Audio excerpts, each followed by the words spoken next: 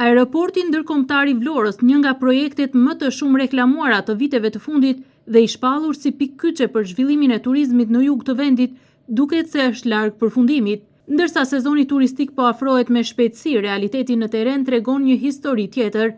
Punime të ngadalta, mungesa aktiviteti intensiv dhe asnjë afat të qartë për hapjen e aeroportit.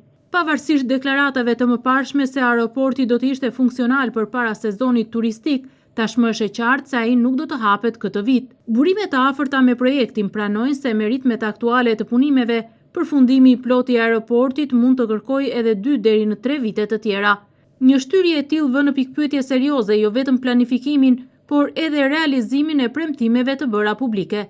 Një nga arsyet kryesore të zvarritjes janë konfliktet mes aksionerëve të kompanisë.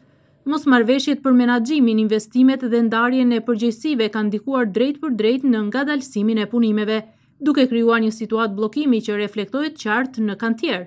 Në vend të një projekti që ecën me intensitet maksimal, aeroporti i Vlorës po përjeton pauza të gjata, si dhe mungesë koordinimi. Përtej problemeve të brendshme të kompanisë, mungesa e transparencës nga institucionet përgjegjëse ka shtuar dyshimet dhe kritikat. Deri më tani nuk ka një raport të detajuar publik mbi ecurinë reale të punimeve. Aeroporti ndërkombëtar i Vlorës pritet të mos hapet këtë vit, duket se punimet po ecin me ritme tepër të ulta, ndërsa sikundër po ndiqni edhe nga pamjet pas meje, një pjesë e mirë e makinerive të rënda kanë pushuar dhe nuk janë të aktivizuara për të punuar brenda kantierit të aeroportit.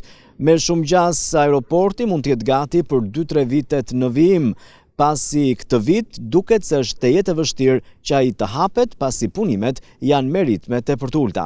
Premtimi për aeroportin e Vlorës u përdor si argument kryesor për të promovuar zhvillimin ekonomik të rajonit dhe për të lehtësuar aksesin e turistëve të huaj në jug të Shqipërisë. Në një kohë kur vendi synon të rrisë ndjeshëm numrin e turistëve dhe të pozicionohet si destinacioni konkurrues në rajon, zvarritja e një projekti të tillë strategjik përbën një dëm të drejtë për drejtë për imazhin dhe ekonominë. Vlora, që prej vitesh përballet me presion të shtuar turistik gjatë verës, vijon të mbetet pa infrastrukturën ajrore që është e premtuar dhe është e domosdoshme.